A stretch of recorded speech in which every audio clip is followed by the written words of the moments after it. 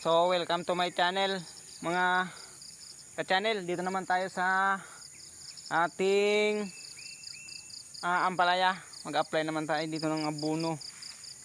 Dahil yung ating ampalaya nagsimula na siya mamunga. So apply tayo ng 14-14. Isang magandang araw sa ating lahat mga ka-channel.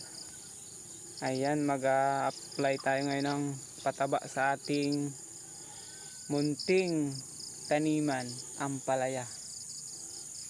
So ayan mga ka-channel, nagsimula na siya mamunga.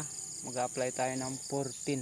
So ayan mga ka-channel, maglalagay tayo ng isang latang sardinas abono sa isang 16 liter na tubig. So imimix lang natin siya mga ka-channel hanggang sa matunaw. So mga ka-channel, so dalawang ilalagay kong abono, dalawang latang sardinas, dahil papalabasin ko na yung bunga ng aking munting ampalaya. So imimix lang natin mga ka-channel, no, hanggang sa matunaw. Imimix lang natin hanggang sa matunaw siya. Ayan, medyo natutunaw na siya.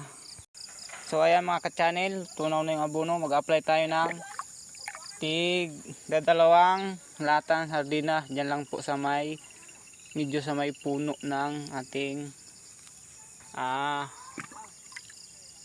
ampalaya. Dalawang lata yan mga ka-channel.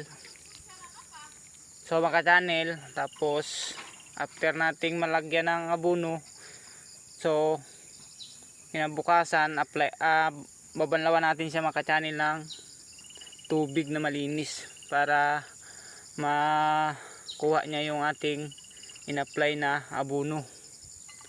So ayan mga ka-channel, pakita ko sa inyo yung ating ampalaya. Medyo sumasampa na siya mga ka-channel.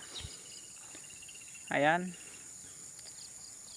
So ayan mga ka-channel, medyo masukal na rin mga ka-channel.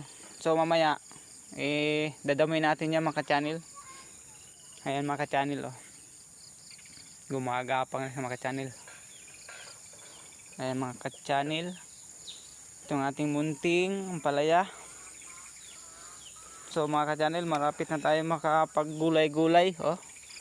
Ayan, oh, nagbunga na siya mga ka-channel. Ayan, yung unang bunga dito sa taas mga ka-channel, hindi ko na tinanggal. Yung first na bunga dito sa baba, tinanggal ko mga